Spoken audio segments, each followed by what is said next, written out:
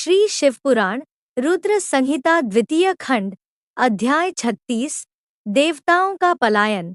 इंद्र आदि के पूछने पर बृहस्पति का रुद्रदेव की अजेयता बताना, वीरभद्र का देवताओं को युद्ध के लिए ललकारना, श्री विष्णु और वीरभद्र की बातचीत तथा विष्णु आदि का अपने लोक में जाना एवं दक्ष और यज्ञ का विनाश करके वीरभद्र का कैलाश को लौटना। अगर आप हमारी वीडियो देख ही रहे हैं तो please like share and subscribe करें। आपके लिए ये बस 1 मिनट होगा बट हमारे लिए बहुत बड़ी हेल्प होगी।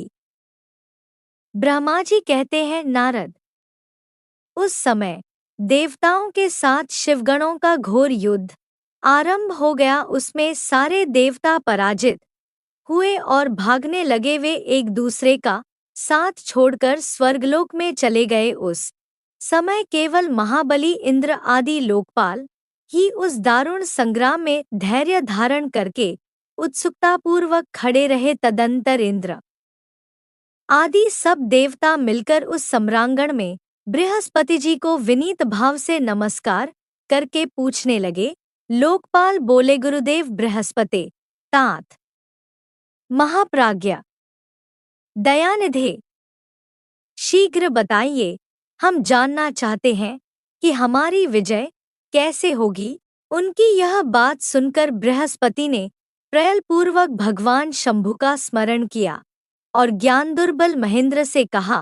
बृहस्पति बोले, इंद्र, भगवान विष्णु ने पहले जो कुछ कहा था वह सब इस समय घटित हो गया। मैं उसी को स्पष्ट कर रहा हूँ। सावधान होकर सुनो। समस्त कर्मों का फल देने वाला जो कोई ईश्वर है वह कर्ता का ही आश्रय लेता है। कर्म करने वाले को ही उस कर्म का फल देता है।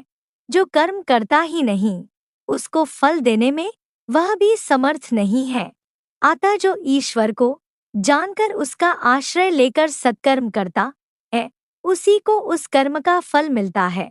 ईश्वर द्रोही को नहीं, न मंत्र, न औषधिया, न समस्त आभिचारिक कर्म, न लौकिक पुरुष, न कर्म, न वेद, न पूर्व और उत्तरमीमांसा तथा न नाना वेदों से युक्त अन्यान्य शास्त्र ही ईश्वर को जानने समर्थ होते हैं। ऐसा प्राचीन विद्वानों का कथन है। अनन्य शरण भक्तों को छोड़कर दूसरे लोग संपूर्ण वेदों का 10,000 बार स्वाध्याय करके भी महेश्वर को भली भांति नहीं जान सकते।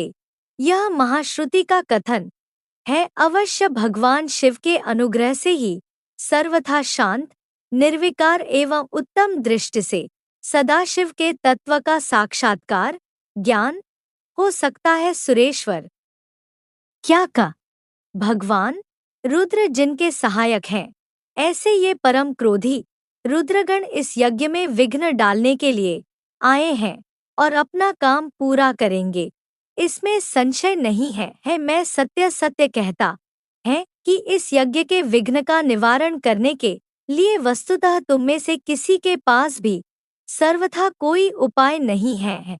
बृहस्पति की यह बात सुनकर वे इंद्र सहित समस्त लोकपाल बड़ी चिंता में पड़ गए। तब महावीर रुद्रगणों से घिरे हुए वीरभद्र ने मन ही मन भगवान शंकर का स्मरण करके इंद्र आदि लोकपालों को डॉटा और इसके पश्चात रुद्रगणों के नायक वीरभद्र ने रोष से भरकर तुरंत था।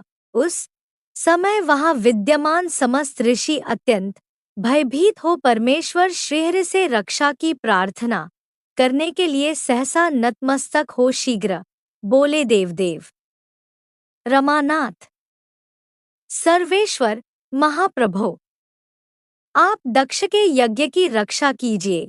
आप ही यज्ञ हैं, इसमें संशय नहीं है। यज्ञ आपका कर्म रूप और अंग है। आप यज्ञ के रक्षक हैं, अतः दक्ष यज्ञ की रक्षा कीजिए। आपके सिवा दूसरा कोई इसका रक्षक नहीं है। ब्रह्मा जी कहते हैं, नारद, ऋषियों का यह वचन सुनकर मेरे सहित भगवान विष्णु वीरभद्र के साथ युद्ध करने की इच्छा से चले। श्रीहरि को युद्ध के लिए उद्यत देख शत्रुमर्दन वीरभद्र जो वीर प्रमथगणों से घिरे हुए थे, कड़े शब्दों में भगवान विष्णु को डांटने लगे। ब्रह्मा जी कहते हैं, नारद, वीरभद्र की यह बात सुनकर बुद्धिमान देवेश्वर विष्णु वहां प्रसन्नतापूर्वक हंसते हुए बोले। श्री विष्णु ने कहा, वीरभद्र, आज तुम्हारे सामने मैं जो कुछ कहता हूं उसे सुनो। मैं भगवान शंकर का सेवक हूं। तुम मुझे रुद्रदेव से विमुख न कहो। दक्ष अज्ञानी है, कर्मकांड में ही इसकी निष्ठा है। इसने मूढ़तावश पहले मुझसे बारंबार अपने यज्ञ में चलने के लिए प्रार्थना की थी। मैं भक्त के अधीन ठहरा, इसलिए चला आया। भगवान महेश्वर भी भक्त के अधीन रहते हैं। तात, दक्ष मेरा भक्त है, इसीलिए मुझे यहाँ आना पड़ा है। रुद्र के क्रोध से उत्पन्न हुए वीर, तुम रुद्रतेज स्वरूप से उत्तम प्रताप के आश्रय हो। मेरी प्रतिज्ञा सुनो। मैं तुम्हें आगे बढ़ने से रोकता हूँ और तुम मुझे रोको। परिणाम वही होगा जो होने वाला होगा। मैं पराक्रम करूंगा।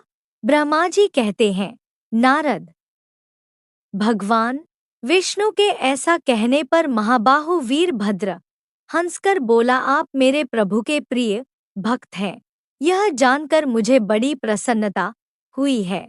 इतना कहकर गणनायक वीरभद्र हंस पड़ा और विनय से नतमस्तक हो बड़ी प्रसन्नता के साथ श्री विष्णुदेव से कहने लगा। वीरभद्र ने कहा, महाप्रभु, मैंने आपके भाव की परीक्षा के लिए कड़ी बातें कही थी। इस समय यथार्थ बात कहता हूँ, सावधान होकर सुनो। हरे, जैसे शिव हैं वैसे आप हैं, जैसे आप हैं वैसे शिव हैं, ऐसा वेद कहते हैं। और वेदों का यह कथन शिव की आज्ञा के अनुसार ही है। रमानाथ, भगवान शिव की आज्ञा से हम सब लोग उनके सेवक ही हैं। तथापि मैंने जो बात कही है वह इस वाद विवाद के अवसर के अनुरूप ही है। आप मेरी हर बात को आपके प्रति आदर के भाव से ही कही गई समझिए। ब्रह्मा जी कहते हैं, वीरभद्र का यह वचन सुनकर भगवान श्रीहरि हंस पड़े और उसके लिए हितकर वचन बोले। श्री विष्णु ने कहा, महावीर, तुम मेरे साथ ने शंख होकर युद्ध करो। तुम्हारे अस्त्रों से शरीर के भर जाने पर ही मैं अपने आश्रम को जाऊंगा। ब्रह्मा जी कहते हैं, ऐसा कहकर भगवान विष्णु चुप हो गए और युद्ध के लिए कमर कसकर डट गए। महाबली वीरभद्र भी अपने गणों के साथ युद्ध के लिए तैयार हो गए। नारद, तदंतर भगवान विष्णु और वीरभद्र में घोर युद्ध हुआ। अंत में वीरभद्र ने भगवान विष्णु के चक्र को स्तंभित कर दिया तथा शार्ङ्गधनुष के 3 टुकड़े कर डाले। तब मेरे द्वारा एवं सरस्वती द्वारा बोधित हुए श्री विष्णु ने उस महान गणनायक वीरभद्र को असह्य तेज से संपन्न जानकर वहां से अंतर्धान होने का विचार किया।